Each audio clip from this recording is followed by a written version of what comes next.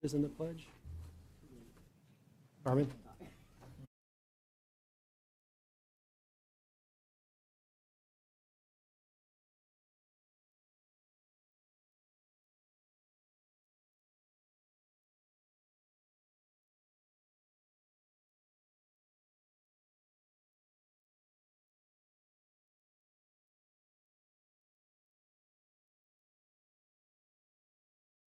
Call this closed session meeting to order for the Barstow City Council, Barstow Fire Protection District on August 4th, 2026 at 6 p.m.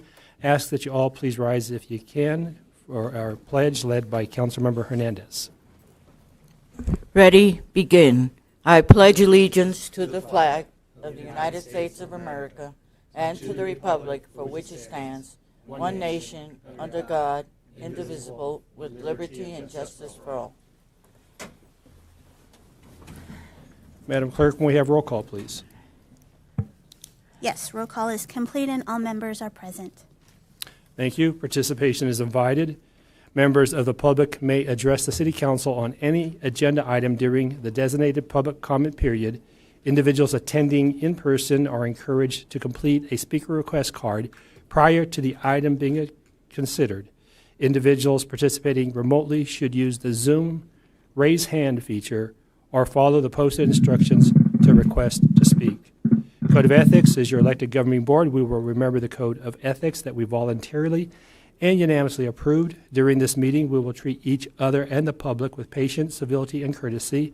The decisions made tonight will be for the benefit of the Barstow community and not for personal gain. Public comment of closed session. This is the time and the place for the general public to address the governing board on matters on the closed session agenda and within the city's jurisdiction. Speakers are asked to limit their comments to 3 minutes or less.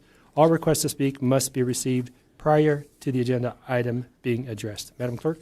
Yes, we have one speaker, Mr. Mike Hernandez. Welcome, Mr. Hernandez. Thank you, sir. I was just wondering, this lawsuit at the last meeting, the city manager said that we were paying part of it. Is that factual, or are we paying for the whole thing? I thought Big was supposed to pay for that. That's my question. All right. Thank you. Are you done? Oh, by the way, last meeting you had a closed session. I hope the city attorney reports out what happened to closed session at the last meeting. Thank you. Thank you. We have no more comment. Thank you. With that, I will call for a motion to go into closed session. I have a motion by Mayor Pro Tem Noble, second by Councilor Hernandez. Call for the vote.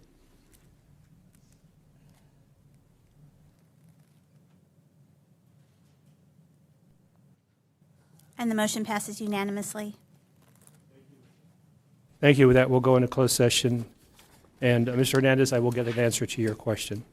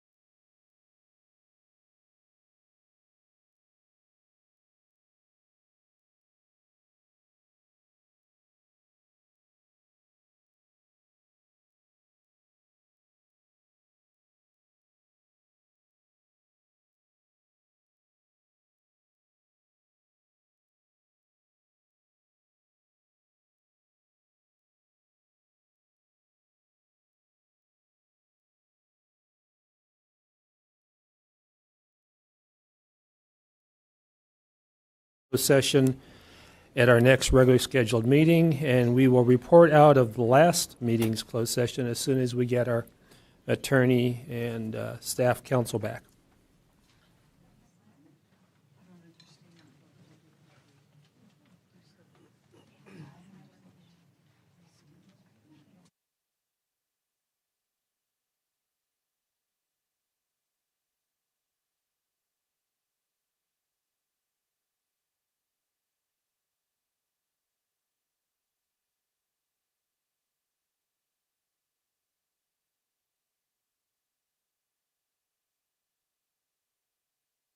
City Attorney, before I open regular session, will you report out of closed session from the last meeting?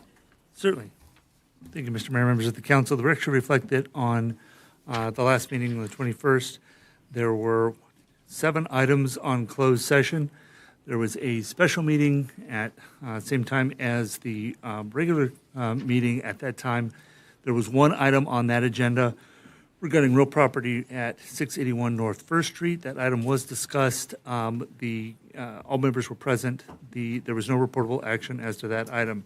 As to the 2 items on the closed session relating to anticipated litigation, there were 2 items pursuant to government code relating to potential for litigation. There were 2 cases were discussed. All members were present. There was no reportable action taken on those. As to the item relating to city-initiated litigation, there was 1 matter discussed. All members were present. There was no reportable action to that. No direction to initiate litigation was had. As is the case Mitchell versus Barstow, that item was discussed. There was no reportable action as to that case as well. There were 3 items of real property negotiation, 1 pursuant to APN number 042734107000, another as to 042730201000. That item was discussed. Direction was provided. No reportable action was taken. As to real property regarding APN number 04220640900000, that item was discussed. There was no reportable action taken as to that item. As to the labor negotiations, units 1 through 6 were discussed. All members were present. There was no reportable, direction was provided, and no reportable action was taken. As to the unrepresented labor group, labor discussions, that item was discussed, no reportable action was taken. The record should reflect that the council recessed from its open session back into closed session at approximately 10:54 p.m. and recessed from closed session at 12:15 a.m. That concludes the report from closed session. Thank you. With that, I'll call this regular session meeting to order for Barstow City Council, Barstow Fire Protection District for August 4th, 2026 at 7:07 p.m. Ask everyone to please rise if you're able for our invocation given by Reverend Ron Beardshire from New Life Fellowship, and please remain standing afterwards for our Pledge of Allegiance led by Councilmember Hernandez. Okay, let's pray. Heavenly Father, we thank you for this night, this day. I thank you for all the council persons that are here, and the mayor, the staff, and the city employees that are here tonight. I thank you for every person who's in this building doing the best they know how to do for our city. And I pray for your blessing, your guidance, your presence here tonight, that we would recognize how much you love Barstow and the plan that you have for Barstow and these outlying areas. Lord, we ask you tonight to bless this meeting tonight. Bless every person who is speaking, because we are all here because we love Barstow like you do. I thank you for your guidance, your wisdom, your understanding for every person, Lord, that would just be here to better their city. And I thank you, Father, for all these things. In Jesus' name, amen.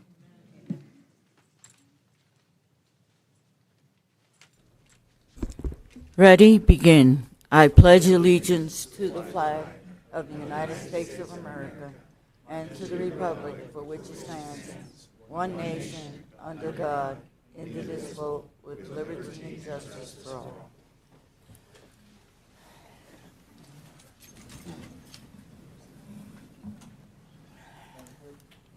Madam Clerk, can we have roll call, please? Yes, roll call is completed. All members are present. Thank you. Participation is invited. Members of the public may address the City Council on any agenda item during the designated public comment period. Individuals attending in person are encouraged to complete a speaker request card prior to the item being considered. Individuals participating remotely should use the Zoom raise your hand feature or follow the posted instructions to request to speak. Code of Ethics. As your elected governing board, we will remember the code of ethics that we voluntarily and unanimously approved. During this meeting, we will treat each other and the public with patience, civility, and courtesy.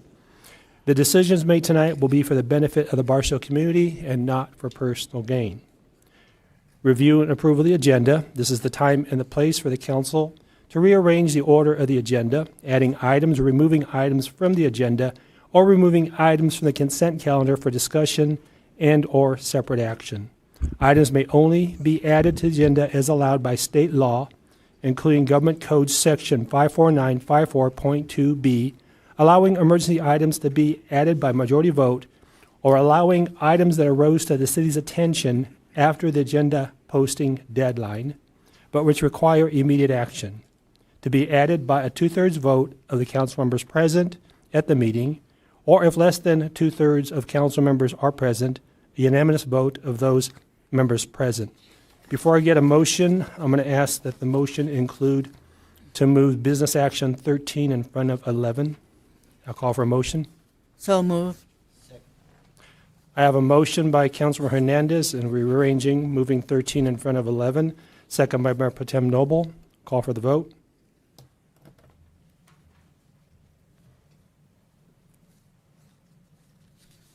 And the motion to approve the agenda moving item 13 in front of 11 passes unanimously. Thank you. And our first thing on the agenda, item 5, we have a presentation proclamation to Joanne Cosino. I want to ask the council to please step forward. And I'm going to have to say JoJo to come forward. Thank you.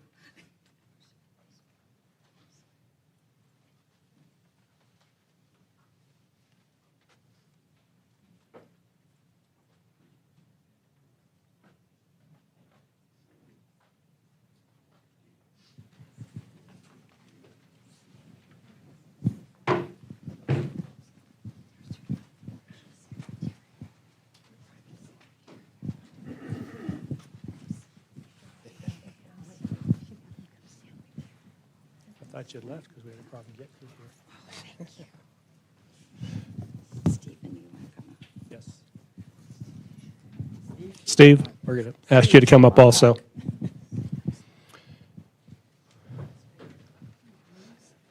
So it says Joanne here, but I'm going to say JoJo because I don't know her as Joanne.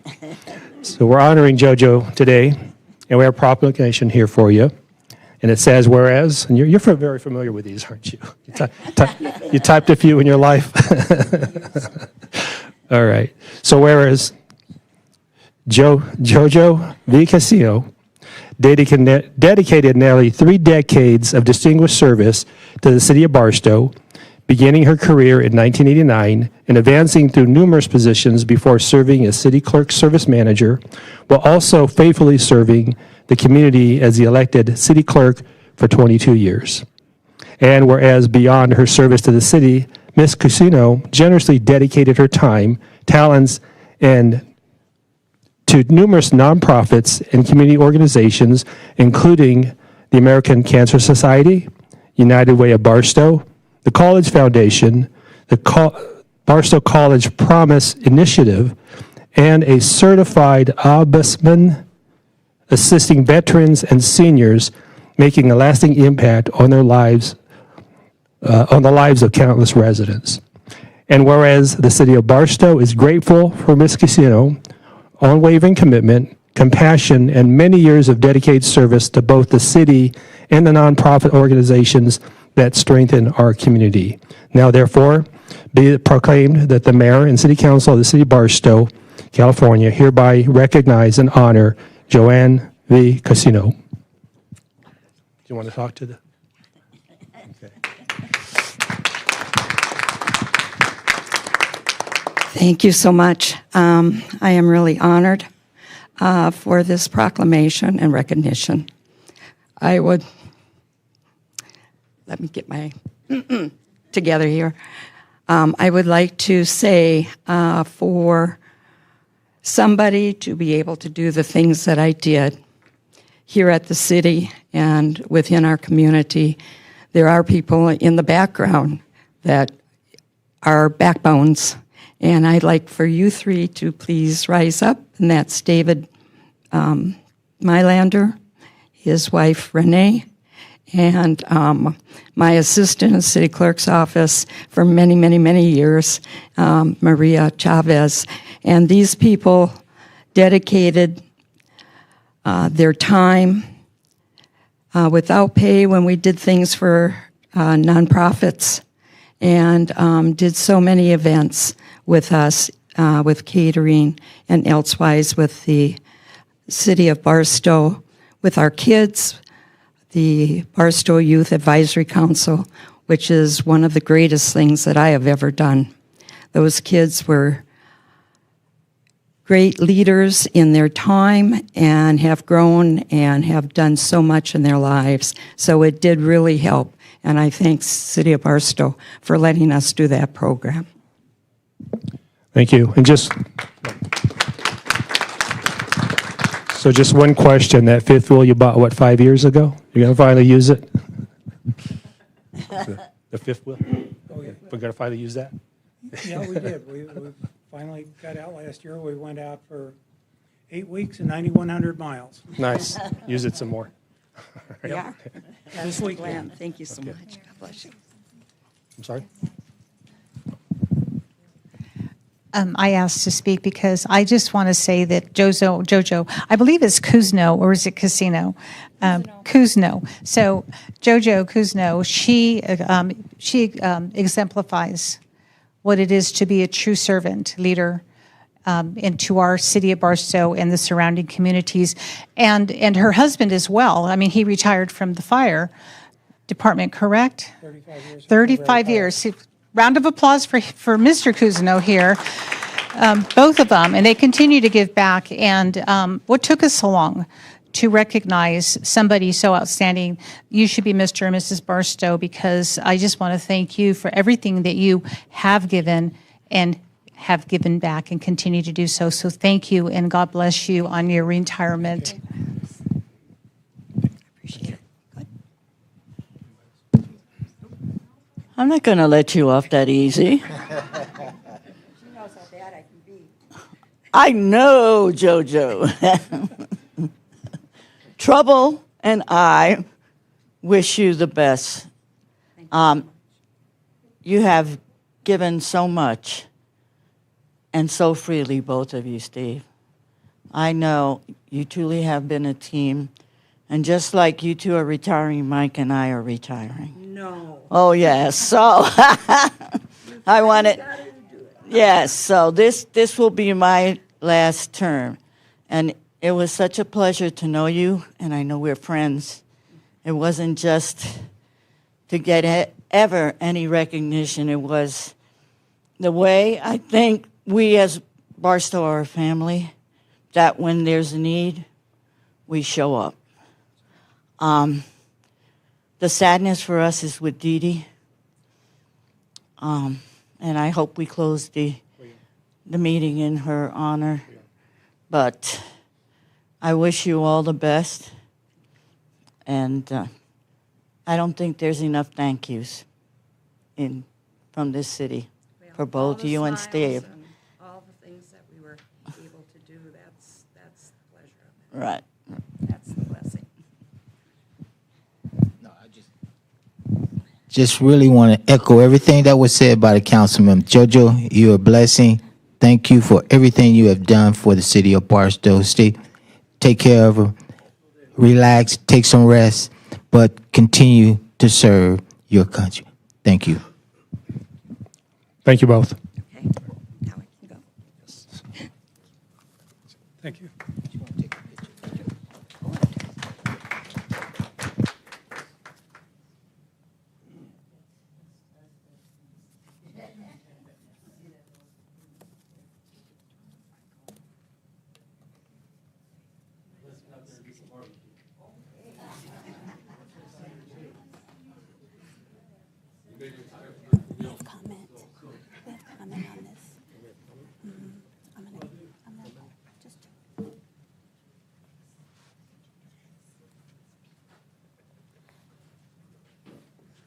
As everyone makes their way to their seats, we do have public comment. Mr. Ted Wiesma, please.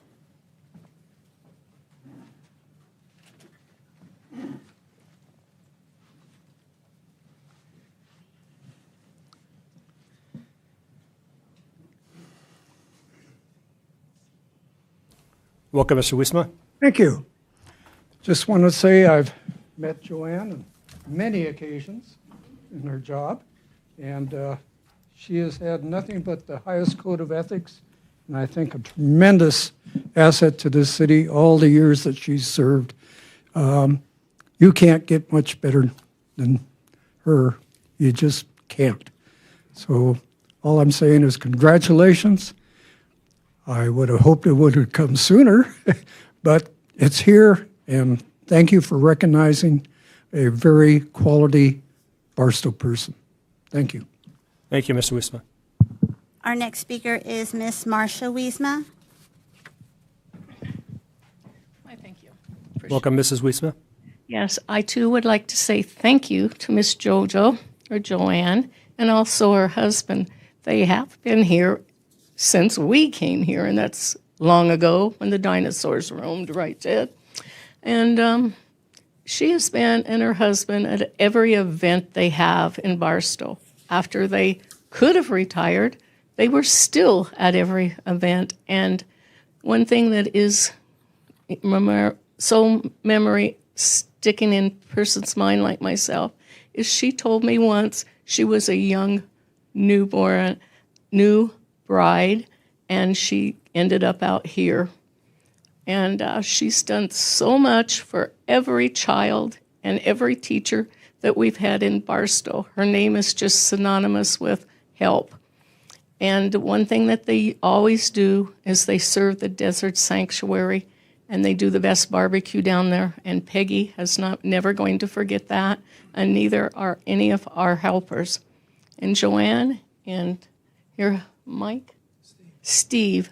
I forgot your name, I'm sorry, but they do wonders. It's such a long time in coming for this recognition, but everybody that's been under her will continue to show her kindness and dedication, and hopefully Barstow will be another wonderful city, we hope. Thank you, Joanne and Steve. Thank you, Ms. Wiesma. We have no more comment on this item. Thank you. With that, we'll move on to item 6, which is another presentation, our quarterly treasury report for January 26th through March 2026. City Manager, Mrs. Clayton. Thank you, Mayor, members of the council. I would like to introduce City Treasurer Mike Lewis to provide the presentation. Thank you very much. Good evening, Mayor, Council. Before you this evening is the first quarter for 2026 Treasurer's Report. And I'm just going to jump all the way down to the March since it's the most relevant information. We end at March with a cash holdings of $29,298,199.13. And that breaks down by cash in the bank of $12,197,823.70. In our local area investment funds, there's $62,629.88. Petty cash on the premises at City Hall is $1,950.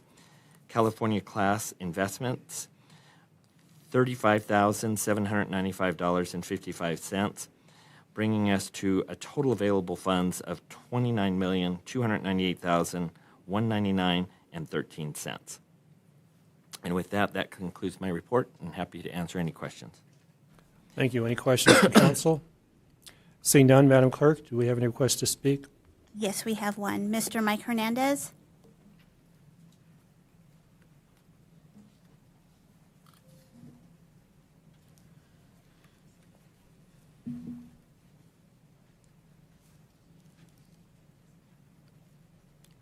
Welcome, Mr. Hernandez.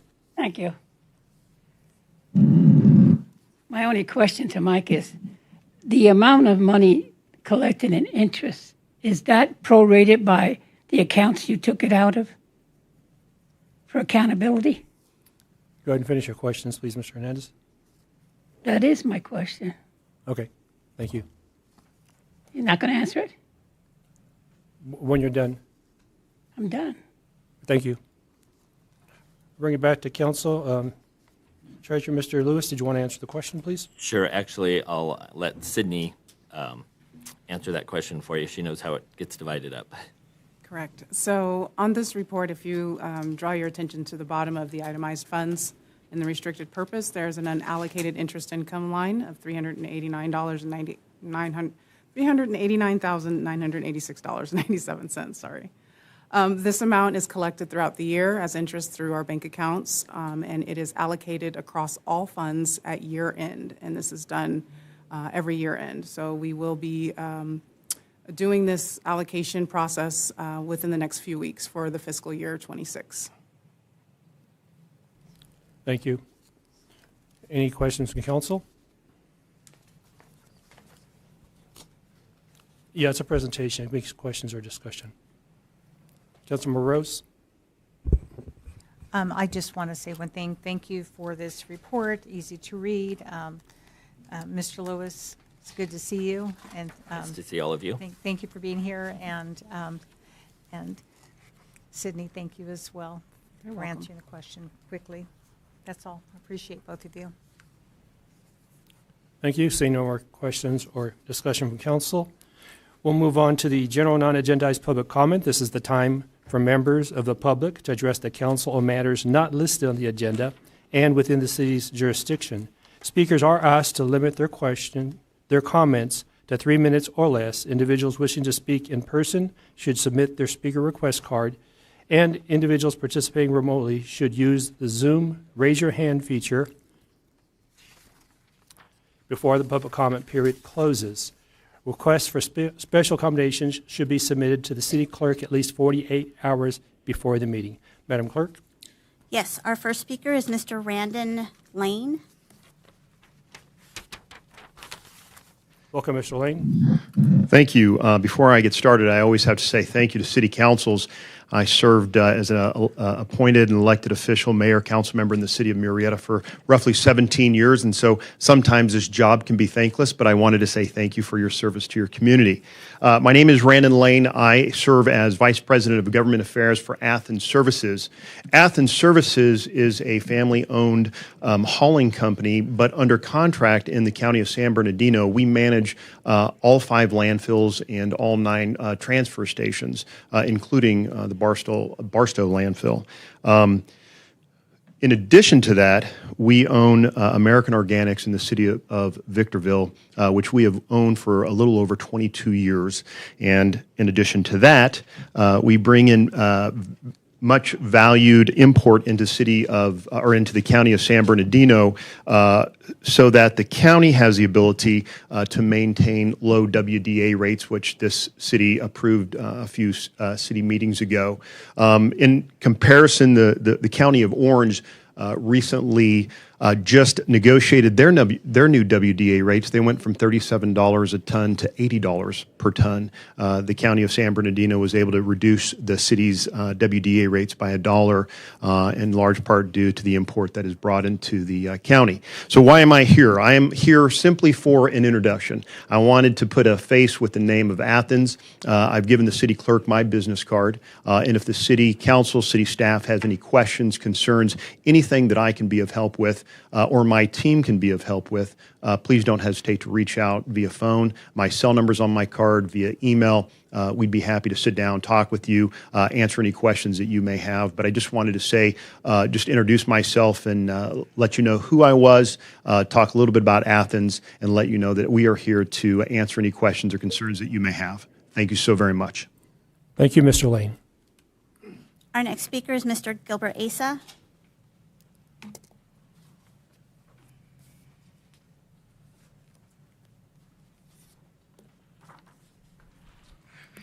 Welcome, Mr. Asa.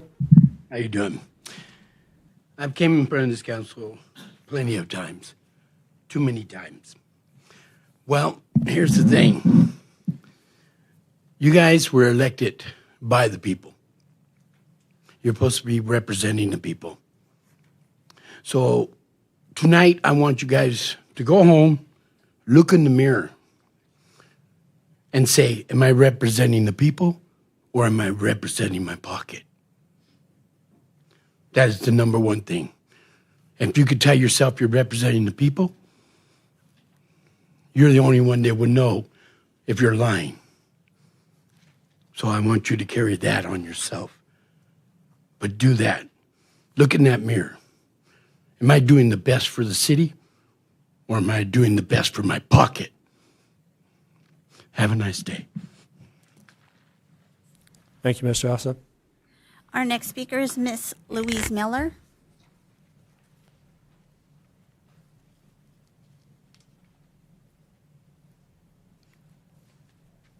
Welcome, Ms. Miller. Thank you, Mayor. Greetings, council and staff. I'm here representing community theater. And I just wanted to let you know that we've got some community theater coming up. We have, we're currently almost cast a play that we're going to be doing during the Route 66 Festival, The Grapes of Wrath. We need, and I'm looking around the room and I'm like, I see some people that I would love to cast anyway. And I would like for you to come out. That's going to be the 8th and 9th of October during the celebration. It's going to be at the Harvey House. And also we have another play that we're casting up at Barstow College with Amy Ross. I won't be doing this one because it's a little out of my wheelhouse. But I think some people here might be able to do some of that. And I would also like to promote, well, not promote, that doesn't sound right, but talk about our wine auction with Kiwanis. Kiwanis is a local organization that provides services to children all over the Barstow and High Desert area. And our wine auction is the 29th of this month. I happen to have a few tickets if anyone is interested and a couple of flyers. Thank you. Thank you, Ms. Miller. Our next speaker is Miss Anna Fusey.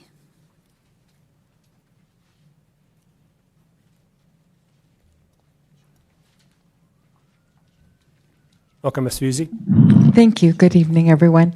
Just a couple of things. Barstow Senior Center, we're having an ice cream social. If you haven't been to our ice cream social, they are well attended. $3 if you're a member, $5 for a non-member, and that is a fundraiser for us. We also have a Birdhouse building, a craft event coming August 13th. And I'm sorry, did I say that August 10th is our next ice cream social? And Birdhouse Crafting, we had a lot of people show up to our last public event. We have Health Talk Nurse on August 26th with Nurse Kathleen, and her next topic is on pain management. V&A Care, rock painting. That was a really fun rock painting that we had last year or last month, and we're going to have another one on August 27th. And we also have help for seniors in particular who get a new smartphone or a computer or a tablet. We have Hermie James who works with us, and she helps the seniors when they have a problem with their computer items. And then we're celebrating September 26th, our 50th anniversary for the Barstow Senior Center. So tickets have gone on sale today. They're $30 per person. We will have DJ Marie in the house, and it is catered by Los Domingos, a tri-tip dinner. And then our first annual Witches Brew is October 10th. And I don't know if anyone's ever been to the Witches Brew at Mission Inn, but it's a lot of fun. I don't think they do it anymore. But that's a fundraiser for us. Best costume, best dress. It's always a lot of fun to go to those. So hoping that you can all attend. And then for you, Mayor Pro Tem, Noble Veterans Day on November 7th, we will be celebrating with a barbecue that is open to the public and to our veterans. And I have a flyer that I'll email to you. There's one also in your packet. Then I want to talk a little bit about what's coming up, holiday meals. Barstow Senior Center is known for holiday meals. We've been doing Thanksgiving for, I don't know, longer than I've been here. So we welcome everybody. We're looking for donations of money, water, canned foods. Last year we were able to give out about 81 bags of extra food with the food that we deliver. It's a Thanksgiving meal, and we always have fire and police there, and of course the city. All the volunteers are welcome. We really appreciate that you come, and I'll have more flyers on that. We also look for hygiene equipment. We send those out as well, and volunteers to pack and then to make deliveries. We're going to work a little bit, hopefully, with fire and police in the city about where else we need to deliver to. Last year we did about 1,500. This year we anticipate doing about 2,000, and we're hoping to do that.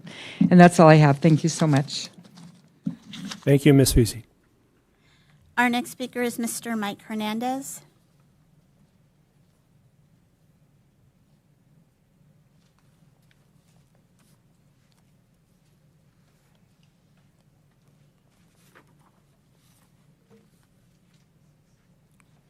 Welcome, Mr. Hernandez. Thank you.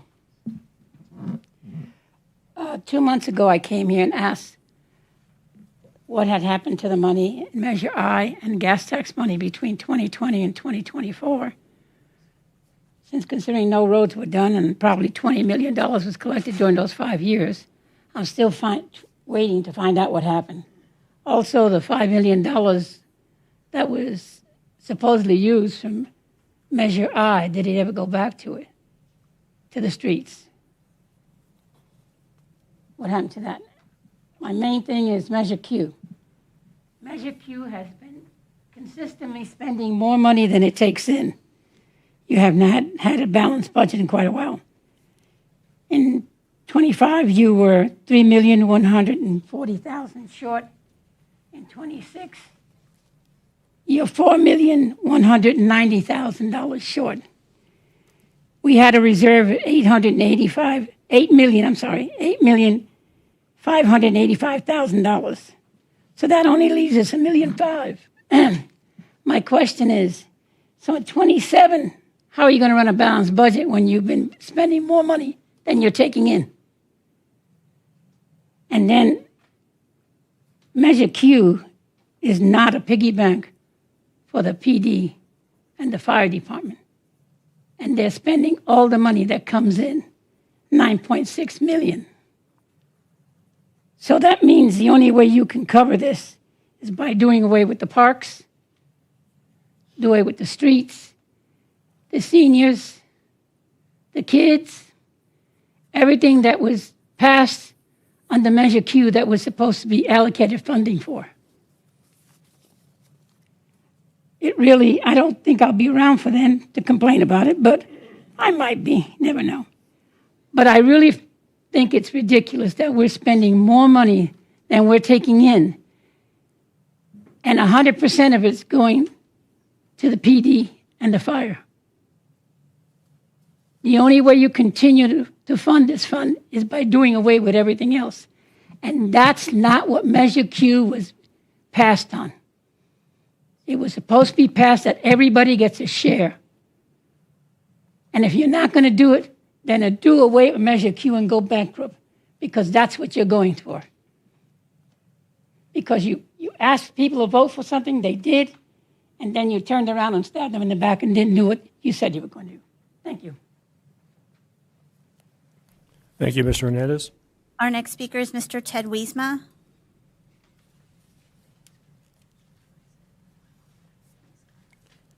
Welcome, Mr. Wiesma. Thank you. Short and simple. Thanks for the water.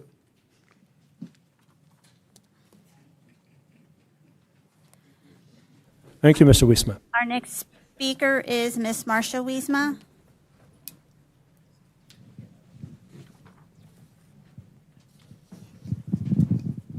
Welcome, Ms. Wiesma. Thank you. Sydney, it must be great being here.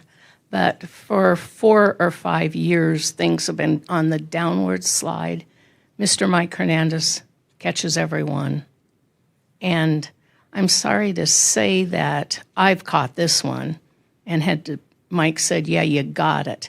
You guys did overspend. You are overspending. You do have a budget, but you're not following it.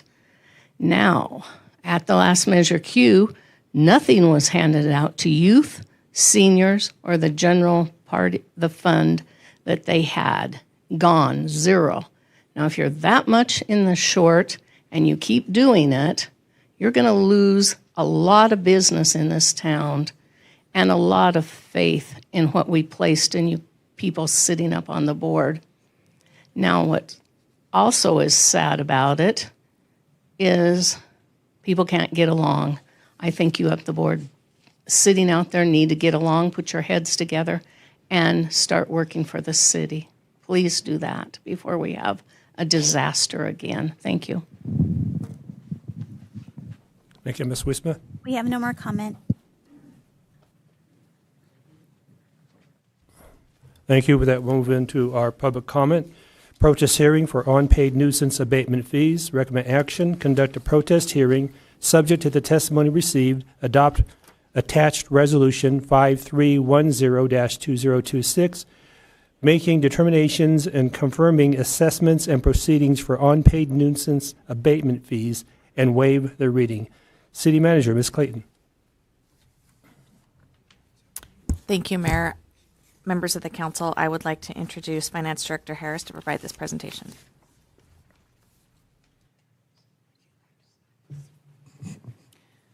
Good evening, Mayor and Council. What you see here is a correction that was essentially appointed by the San Bernardino County Assessment Office. We have previously submitted this abatement resolution and as also the tax lien resolution. However, the county has come back and offered us new language that they wanted included. So tonight, this item is for correction only. I'm here to answer any questions, should you have any. Thank you. Do you have any questions from council? Seeing none, I'll open the public hearing at 7:40 p.m. Madam Clerk? Yes, I have no comment. Oh, I'm sorry. Mr. Mike Hernandez.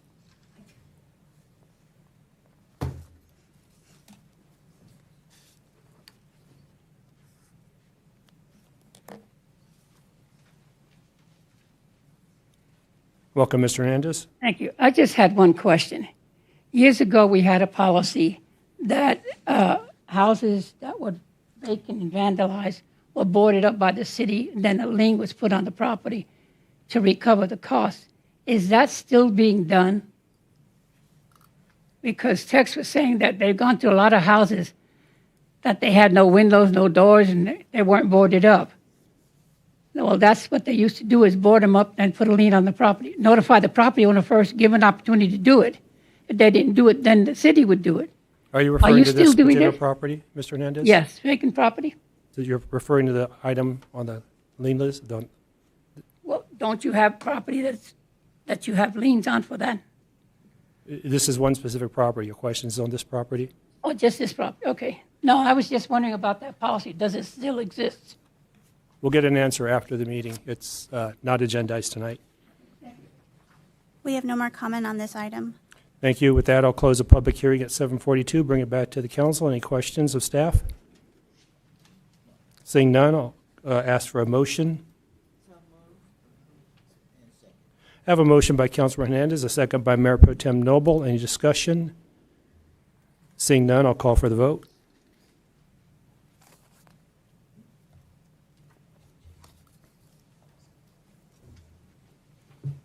And the motion on item 7 passes unanimously, 5-0. Thank you. With that, we'll move on to the consent calendar public comment. This is the time for members of the public to address the City Council on matters listed on the consent calendar. Speakers are asked to limit their comments on all consent calendar items to a total of 3 minutes or less. Individuals wishing to speak in person should submit a speaker request card, and individuals participating remotely should use Zoom raise hand feature before the consent calendar is considered. Requests for special accommodations should be submitted to the city clerk at least 48 hours before the meeting. Madam Clerk? I'm sorry, we're on. Consent. I believe on item 7, did we do the correct item number? You had Sydney speak on 9, and we should have been on 7. Yes, I show that code enforcement is doing item 7 on this unpaid abatement fee. All right, so was there more information to give us on 7? Confirm you should have some documentation in front of you from the landowner other than what we read in the agenda item? Correct. What you were discussing right now was number 9, and what we were up for was number 7. So you voted on a public hearing for 9 versus reviewing number 7. Well, nine's consent, 7 was the protest hearing, but you're saying we didn't get the information. She's correct. So, Could you go to the, Ms. Wilburn, could you please go to the microphone? From what I understand, number 7 was up next, and it appears that we discussed number 9. Okay.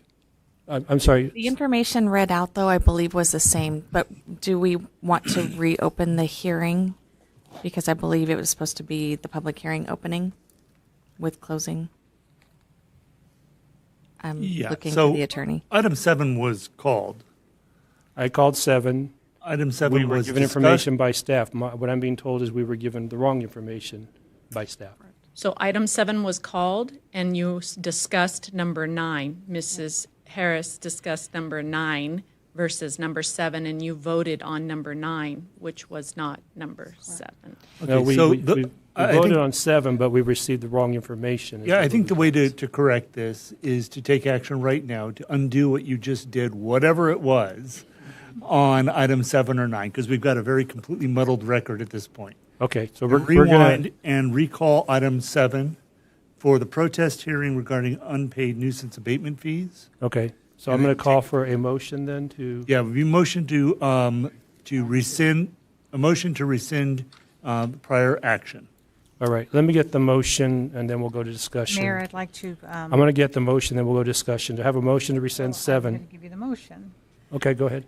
Thank you. I'd like to give a motion to rescind item number 7 and to revisit due to miscommunication Perfect.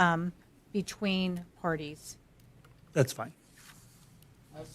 Okay, I've got a motion by Councilmember Rose, a second by Mayor Pro Tem Noble. Any discussion? Councilmember Rose, you're in the queue. Call for the vote.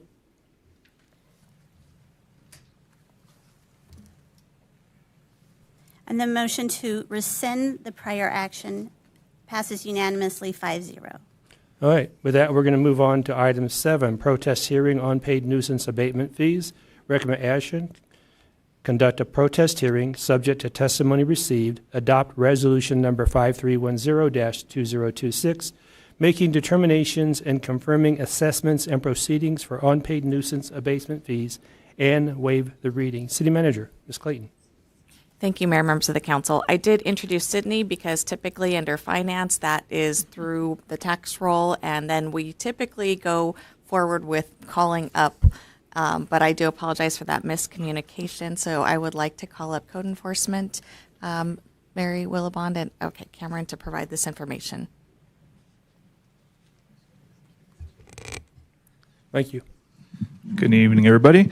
The property in question, the owner never complied with the rental ordinance through May of 2023 through June of 2024. The property was subsequently red tagged October 2024 due to lack of utilities at the property. City staff met with the owner of the property May of 2025 to bring to his attention all of the violations that needed to be cured. The property then began falling into a state of public nuisance of November of 2025. The first abatement warrant was received on May 7th of this year, and then we received an amended warrant on the 21st of May due to undiscovered issues when we obtained the first warrant. The abatement was finished on May 21st, the day we received the second warrant, and then since then the owner has come and cleared all of the new trash and debris that has been coming around on the property. Thank you. Any questions from council? Seeing none, I'll open the public hearing at 7:48 p.m. Madam Clerk? We have no comment on this item. With that, I'll close the public hearing at 7:48 p.m. Excuse me, before you from the city clerk's office was a document from the landowner of record, as they were not available to come up on Zoom, nor were they available to attend the meeting. Therefore, they placed their information and email to you. I still have to close the public hearing. The public hearing closed at 7:48. Go ahead, Ms. Wilbon. Yeah, I thought you needed to hear that before you closed it, so. No, you're not public, so now you can speak. I was speaking on behalf of the gentleman that's what I was trying to share with you. So that document's in front of you right now.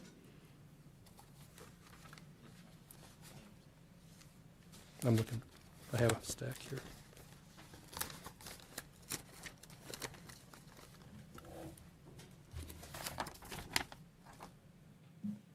And you're referring to this document that you left on the dais? And the city clerk's office printed out the email that was sent today by the landowner of record as he was unable to attend the public hearing. This is the document? I can't see it from here. It is the document. Yes. Thank you, Ms. Wilbon. Anything else before I go to council? Stay there in case they have questions, please. Councilmember Rose? So, Ms. Wilbon, so the document that we're referring to, is there any validity to this, to the claim? Has the city done everything they possibly can to work with this owner? Absolutely. And is there any, because I haven't had a chance to read it all, I hope we have a chance to read this before we vote. Just really quickly looking through it, is there anything of concern that we need to address that's in this correspondence? Well, without having the document in front of me, going by memory as I briefly went through it. Would you like to see it? Sure. May she approach? You should probably just take time to read it yourself. Why don't we take 5 minutes or so to read this? That'll make for a better record than her testifying to what it says. Okay, thank you for that. Mhm. That's why we have legal here. Yeah, and I'm not sure where the confusion was when item number 7 opened, so we do have to have better communication, but I'm glad that you cleared it up. So thank you. You got it.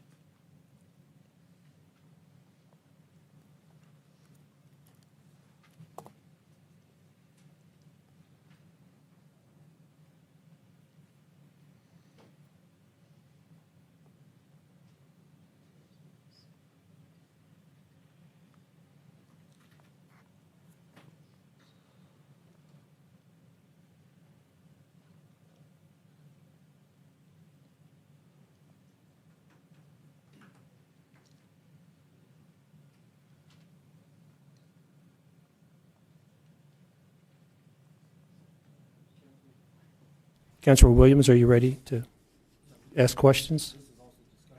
No, this is questions. How long has this property been in this state? What was your briefing on it? Going on 2 years. About a year and a half. How long has it been vacant? Vacant. So they kicked out the original tenants, I believe, June-ish of 2023. How many times have we reached out to this individual? 100, if not more. Text, More. emails, phone calls. Yeah. Text, phone calls, emails. More. Meeting on the site with the owner of record. Absolutely. Oh, meeting him there? Yeah, we have. Well, no, we have also met Yeah. him on the property. And at City Hall. And at City Hall. Me and Mayor Pro Tem are very familiar with this property. And one of the things, it has become a hazard, correct? Pardon me? A hazard to the community. Well, it is a red tag building that was deemed by the building department. And anytime a property becomes unsecured, I guess you could say that it's an attractive nuisance, which then could in fact pose a hazard. What was the reasoning for the red tag? Chris Heldreth would be able to answer that. At the time of the red tag, it was due to a lack of utilities. So whenever there's certain utilities that you have to have in order for the house to be habitable, which is your water and power. You don't necessarily have to have gas anymore because of everything's going electric. So at the time, I don't recall exactly everything, but it was, as the code enforcement officer stated, that it was the lack of utilities. So it had to have been one of those. And then I recall this property in particular, there was some damage that started occurring very quickly afterwards. So that would have been added to that as well. And one unit did catch fire. That's where I was going. That's where I was going. Multiple times, correct? I don't know about multiple because I wouldn't have that Chief? record. I'd have to go back and look at the exact amount on record. I think there was 2. All right, Yes. thank you. Mayor Pro Tem Noble? Thank you, Mayor. Mr. Webburn, you mentioned that the tenant or the owner of the property could not be here or Zoom. That is correct. Is there a reason why he couldn't at least do Health Zoom? issues. Health issues? Zoom, I don't know, maybe not able to operate the equipment. For something this important? Okay. That's all I have. Thank you, Mr. Noble. Councilmember Rose? Thank you. So this owner doesn't have a property manager. We're dealing strictly with the owner. That is correct. Is there any validity to the letter that we received? Because this person said that he's called multiple times, and we've tried to reach out to them hundreds of times. So I just want to make sure that we have covered everything in your experience. It looks In like my experience, we have no. absolutely gone above and beyond. That's My what I team was gonna always ask. goes above and beyond. Thank And you. in addition, the majority of the letter is referring to trash and sewer liens, which has nothing to do with code enforcement, and that has Correct. been articulated as well. Thank you for that. Thank you. Seeing no more questions of council, I'll call for the vote. We have to have a motion in a second.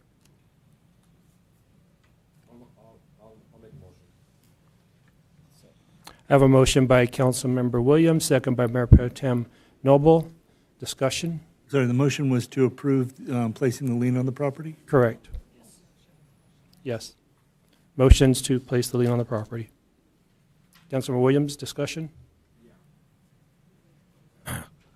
Look, let me tell you what a great job you guys done on this property.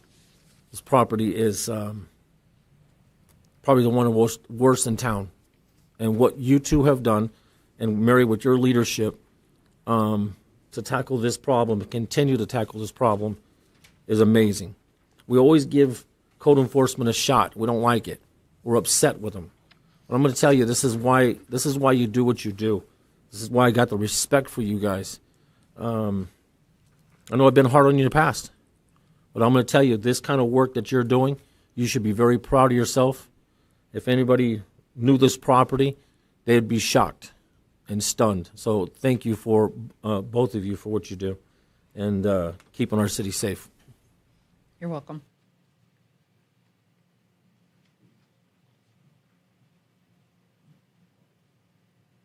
Thank you, Councilmember Williams. Councilmember Rose? Yeah, I concur, and I just want to thank you for what you do. It's a shame because this landlord is not in our city and doesn't even live close to our city. And these are the type of landlords that potentially make it bad for the landlords that do care and do invest in Barstow. And the fact that I hear testimony or your testimony saying that we've reached out hundreds of times and this has come to this, the individuals that aren't present, especially when they're called upon to make things better, that can't come here for whatever reason, should consider getting a property manager to handle the issue.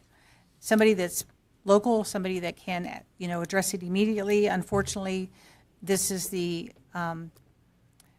result of this kind of situation, and we just have to make this this decision. It's not hard to make. It's like, I'm sorry, shame on you. You had the opportunity, and now we have to make this decision. Not hard one to make at all. So thank you for your hard work. You're welcome. Thank you, Councilmember Rose. Mayor Pro Tem Noble? Yeah, thank you, Mayor. And I appreciate the feedback from our other council members and stuff. I'm so proud of everything that you guys have done over the last since the last year of red tagging these homes that are not doing the things that not necessarily red tagging, but doing the things that you do in order to make sure that the residents are living in a safe environment.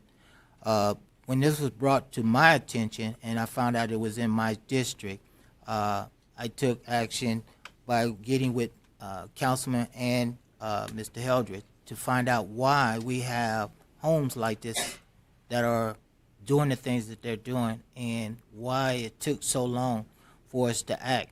I appreciate everything that you have done to get this resident to do what he's supposed to have done long ago, but evidently he hasn't done it.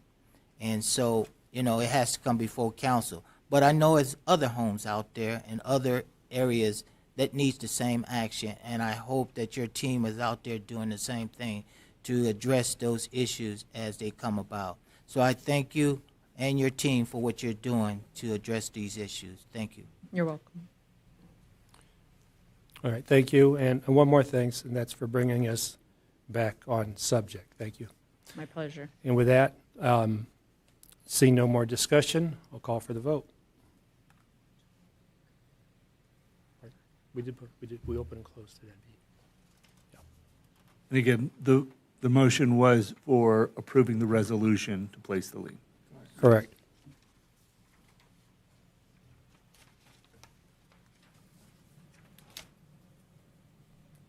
And the motion on item 7 passes unanimously 5-0. Thank you. I already read the consent public comment, so Madam Clerk, do we have any requests to speak on the consent? We have no comments on consent, and with that, I'll go ahead and read. Thank you. Item 8 is the City of Barstow and Management Employees Association successor MOU for contract term July 1, 2026 through June 30th, 2027. The recommended action is staff recommends that the City Council take the following action. 1, approve the successor MOU with the Barstow Management Employees Association, Unit 6, and 2, approve Resolution 5311-2026, Third Amendment to the Public Available Pay Schedule, and 3, authorize the appropriation of budget to the applicable salary accounts from available budget surplus in the fiscal year 2026-2027 general fund budget. Item 9 is a correction to resolutions for SBC assessment 2026-2027 tax roll. The recommended action is staff recommends the City Council 1, adopt Resolution 5312-2026 and 5313-2026 as amended, which includes the required changes per the San Bernardino County Tax Assessor to authorize the placement of the cost for unpaid trash collection, sewer fees, and the reaffirmation of assessment within Street Lighting District 1, Flood Control Maintenance District 1, Landscape Maintenance District 1, and Street Maintenance District 1 on the 2026-2027 tax roll, and 2, to direct the City Clerk to provide an executed copy of Resolution 5312-2026 and Resolution 5313-2026 to the City of Barstow's Finance Department. Item 10 is the approval of a lease agreement between the City of Barstow and the County of San Bernardino for office space at the Harvey House. The recommended action is to approve the lease agreement between the City of Barstow and the County of San Bernardino for office space located in Suite 212 of the Harvey House, located at 681 North 1st Street, and authorize the city manager or her designee to execute the agreement and any related documents. And that is the end of the consent calendar, Mr. Mayor. Thank you. Any questions from council? Seeing none, I'll call for the vote to approve the consent calendar. I'll call for the motion. I have a motion by Mayor Pro Tem Noble, seconded by Councilman Hernandez. Any discussion? Seeing none, call for the vote. And the motion to approve the consent calendar passes unanimously 5-0. Thank you. We have no deferred items. We'll move on to business action items. Taking 13 first. Number 13, Route 66 project update, recommend action, receive report, presentation, and provide feedback to staff. City Manager, Ms. Clayton. Thank you, Mayor, members of the council. I would like to introduce Assistant City Manager Chapa to provide this presentation.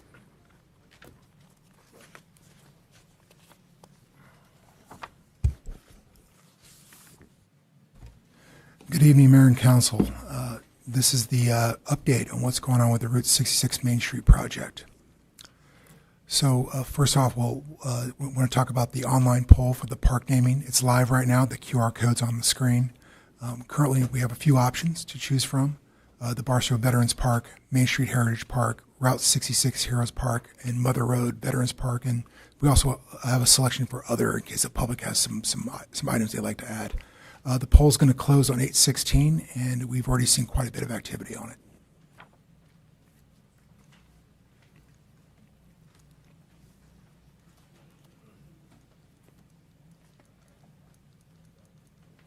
Can you forward the slide for me, please? Thank you. The Main Street Rehab Rehabilitation Project, First Avenue of Barstow. We're planning to come back on the 18th for the award of contract for approval. We had to go back out again with a formal bid. The Pocket Park parking lot, that one nails me every single time. The project has been awarded to Prestige Paving Company, and we anticipate work to commence in August. We will provide council with ongoing updates as the work progresses. You want to go back to the last slide, please? Go forward, please. Okay. Barstow Community College, we had a great conversation with Dr. Bagg over at Barstow Community College. They are working with their welding students and their instructors on the state signage that we were talking about in one of the concepts. They're going to be welding this in-house, and they're going to be working with us to coordinate some installation on that. So we're looking forward to this collaborative effort with the community college. And with that, all awarded contracts are expected to begin within 30 days of award, and we project the project to be complete by late September, early October, and with the street and park open for the Main Street USA event on October 9th and 10th. And with that, I'll have any questions for council. Thank you. And bring a presentation. At this time, we'll take questions and or discussion. Seeing none. Sorry, Councilmember Williams. Could you go over one more time over the funding? Who's paying what, where the money's coming from? Yes, sir. As previously, when we came to council, we're projecting the entire project, street improvements, the park improvements, parking lot, and all that to cost about $1 million, up to $1 million.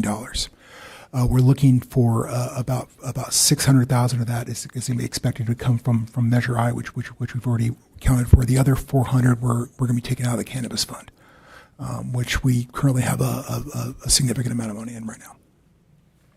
I appreciate that. The reason I said that because I want to make sure the public doesn't think we're taking out a Measure Q or doing anything else. So I wanted to make sure those two funds that we're talking about, which we previously talked about, is where the funds are coming from. Yes, sir. I appreciate it. Thank you. Madam Clerk, do we have any requests from the public? We have no comment on this item. Thank you. With that, we'll move on to item number 11. Item is rejection of informal bids for the Centennial Park Landscape Improvement Project, City of Barstow project number BGRD-26-0038. Staff recommend action. Staff recommends that the City Council take the following actions. 1, reject all informal bids received for the Centennial Park Landscape Improvement Project, project number BGRD-26-0038. 2, authorize and re-advertise of the informal bid for the Centennial Park Landscape Improvement Project, project number BGRD-26-0038. City Manager, Ms. Clayton. Thank you, Mayor, members of the council.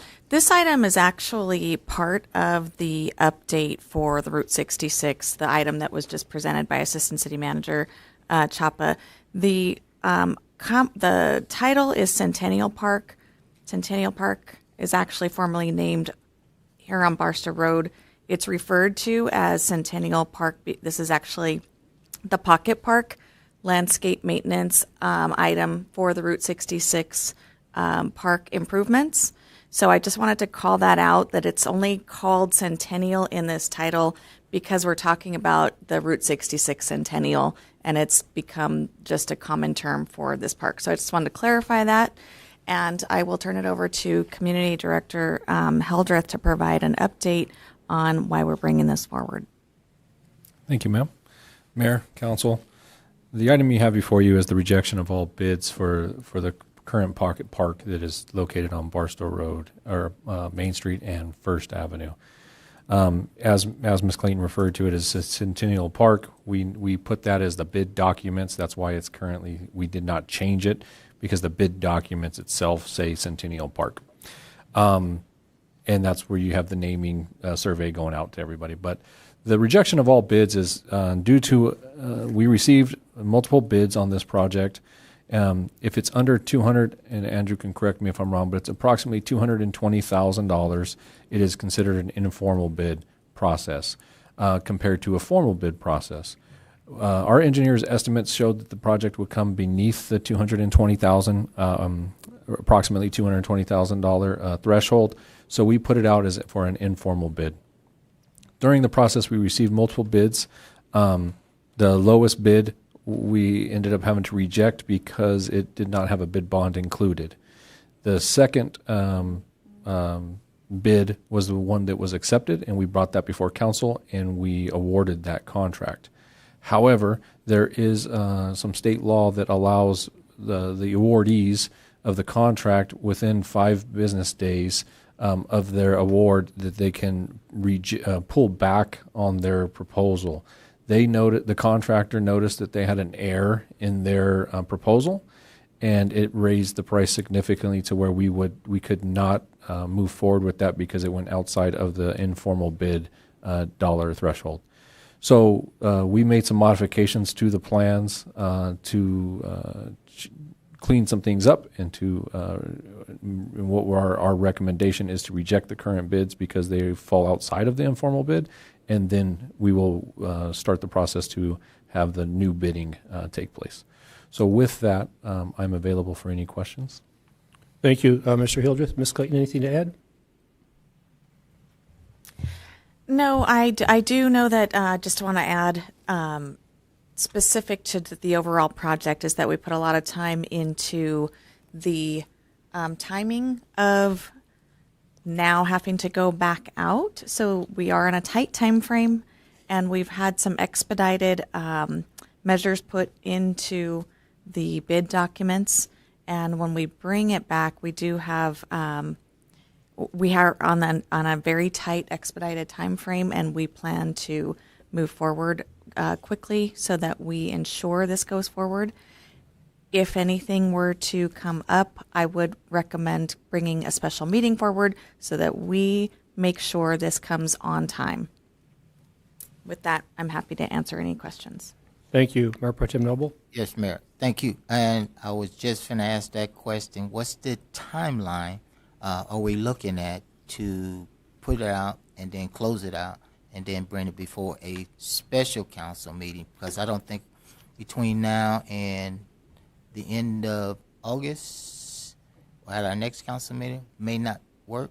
We anticipate, we went, after we realized the contractor notified us of the error, we were working with Andrew's office, and we were going over dates and timelines of our noticing process, which is the 10-day noticing. And so we went through all of the dates, and we do anticipate bringing this back before council at the August 8th, I think it's this second meeting in August, 18th, I believe.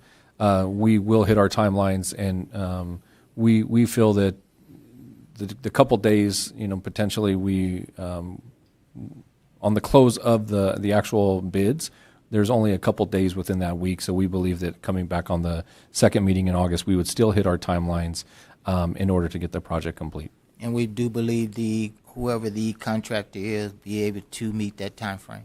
Correct. Okay. Thank you. Madam Clerk, you request to speak from public. One clarification. Hold on. Sorry about that.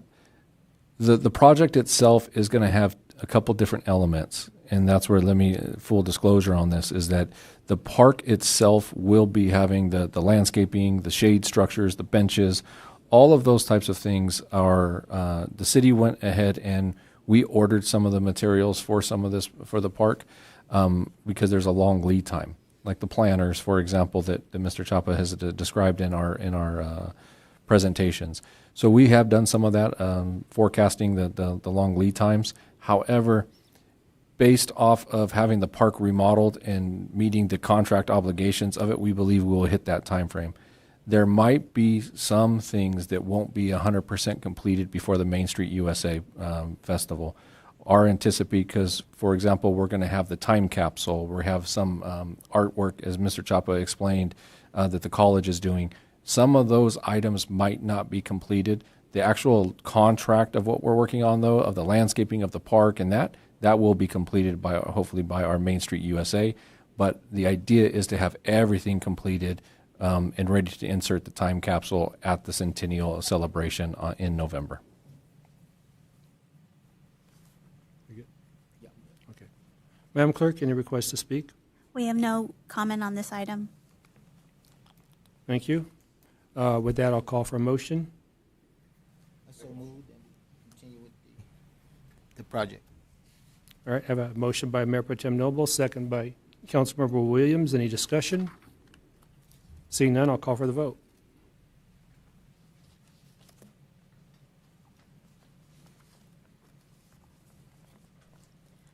And the motion passes unanimously, 5-0. Thank you. Number 12, Fire Board discussion to consider contracting with ConFire Joint Powers Authority for Barstow Fire Protection District's Emergency Dispatch Geographic Information System, GIS, and Emergency Communication Nurse System. Recommended action, it's recommended that the Fire Board, 1, authorize the Fire District Administrator, City Manager, or their designee to negotiate a contract with the Consolidated Fire Agency, ConFire, Joint Powers Authority, on behalf of the Barstow Fire Protection District for Emergency Dispatch, Geographic Information System, GIS, and the Emergency Communication Nurse System. And number 2, identify appropriate funding source, estimated to be approximately $450,000 annually. City Manager, Mrs. Clayton. Thank you, Mayor, members of the council. This item is really to get some information for council to, the board to receive information from staff on what this option is to enhance the city services, the Barstow Fire Protection District services. We're moving forward with a strategic plan for both fire and a separate one for police. Those are currently underway. As part of our strategic planning, with, again, looking at the upcoming strategic planning to clarify, the strategic planning moving forward with the approval of the Barstow National Gateway Project and having to plan for potential expansions coming in sooner than we previously had without the project. We need to plan for ramping up on our services, and with that strategic plan, this is one item that is an option. This is just a discussion to provide more information to council so that council can understand what this option looks like, ask us any questions, and give direction whether you'd like us to further explore this or not at this time. There is no funding source, as I've called out in item 2 for this. It is a cost, but we do have some options in looking at funding sources as well. So with that, I'm going to turn it over to Chief Cisneros to provide a presentation. Good evening, Mayor, Council, and community. Like Ms. Clayton has stated, this is going to bring us into the future as far as an advanced fire service delivery to the community. This definitely enhances the community as far as in numerous and various reasons. We'll highlight a few throughout the process here as far as the presentation. This is actually to engage with discussions as far as with ConFire GPA in order to get an enhanced EMS and fire delivery system for the community as far as dispatch services. They launched this dispatch services in many different fashions and ways throughout many agencies throughout the county, in which they are a nationally known dispatch center with accreditations to suit fit. This is also going to bring us into the future with actually planning as far as our advanced services and expanding of the fire service, as well as relieving the burden for our current police dispatch, which also, to highlight this as well, it won't displace any current dispatchers if this is considered. So this is actually going to provide us with some detailed information here. If considered, this contract is going to be, enhance the services. It's going to increase in response times and capabilities of our resources, as well as decrease actually reflex times for our resources getting on scene and getting dispatched. This is actually going to be coordinated through 2 different separate dispatch centers, one in the High Desert at the High Desert Government Center, as well as one which is a brand new facility in which I have a picture highlighted in the presentation, what they call the Valley Communication Center down in San Bernardino next to the coroner's office. With that being said, they're both going to be high-tech and advanced facilities that have current technologies that will suit fit for the need of the resources. Here's just a couple bullet points highlighting of what they actually offer as far as a service. So, like I stated, they have EMD, which is Emergency Medical Dispatching Advanced. We have limited capabilities of our current emergency medical dispatch within Barstow, but this will actually bring us even depth there with a quality assurance program, which we don't currently have, which is required for an emergency medical dispatch program. With that, the most important, which is a new feature and a new offerings for Confire the last few years, which is the Emergency Communications Nurse Program or triage system, which is actually bringing telehealth to our 911 callers. So it'll actually be fielded by either a dispatcher or call taker, which they will triage it to if it needs to go to a non-emergent nurse, in which they can highlight and refer them to the different facility, which is not emergency room facility, but more of like a advanced care or clinic or anything of that nature. Also, to let you know, that's not highlighted here, is they're actually bringing in behavioral health specialists to actually assist the nurses on these calls. So there's going to be the behavior side of aspect as well. Also, to let you guys know, they do offer command and control. So they're a true what we call an emergency command center, which would have been beneficial last month with us on the Nash fire, getting resources ordered and appropriate resources requested. And there's actually 2 chief officers on duty at all times. They are bringing them on 24 hours here in the near future, especially with their growth coming October 1st. More specifically, in which we've been asking for the detail for the fire service and the city service, is the GIS system with advanced live mapping capabilities. So if we engage in this, we could actually share with the city certain GIS capabilities with our current dispatch with Barstow PD, as well as with our other cooperators within the city. We currently are in tablet command, but with this platform, it comes more advanced tablet command features where we could actually track aircraft, we could actually put notes in, and we have appropriate safety notifications, which we currently don't have within our current system, which alert our response crews whether they need a stage for PD or give any type of CAD notes secretly through CAD to CAD, or I should say dispatcher to resource. Also, integrated station alerting. Most of the county uses a WetNet system, which would be a consideration and an additional feature that we may could engage in if need be. Automated voice dispatch. You probably have heard our dispatch have a softening voice versus a screaming dispatcher dispatching our resources late at night, but it's actually a soft voice, which leads to better health and wellness for our responders. CAD to CAD connections. I'm not sure if we've ever engaged in CAD to CAD communications, but CAD to CAD is a feature which actually is a hands-off feature, which Barstow PD could talk to, say, comm center without dispatchers talking to it. It automatically talks computer to computer to get those resources dispatched. Operational area resource coordination with fire, EMS, hazard materials, USAR, but also we include law enforcement in that as well, and public works. That actually just coordinates resources with a one-stop shop versus us making a daisy chain of phone calls to get certain resources requested. Comm Center also directs all aircraft as far as EMS aircraft within the community or within the operational area. So that will decrease times or response times and accurate dispatch of those resources. Like I stated, the New Valley Communication Center is just about to open up, in which they will move, which will be housed with the county OES, which would be a significant resource to our advantage for providing for our EOC as well as dispatch services. Like I stated, there's the 2 dispatch centers, one in Valley, or I said the Valley Communication Center, San Bernardino, and then the High Desert Government Center in Hesperia. And they have the ability, if there's one, it's a redundant system to where one will transfer from the other if there's any type of service and or service interruption. Also, they offer Text 911 enhanced caller location. So you probably have heard if you drop your phone, it's going to activate the 911 system. This is actually correctly locates those calls a lot more efficiently than we currently engage at Barstow PD. And you guys may have heard of Pulse Point. Also, there is a desk brief on your desk with highlighted details. There's also a brief there that highlights what Pulse Point is. So Pulse Point is actually a free public application for your phone or your computer and or your tablet, which offers, AED locations, citizen CPR standby personnel, as well as a public notification system where if there's any type of activity within a neighborhood, you could be alerted, or if you select a certain agency, you could actually see their call volume as well, with limited information for security purposes.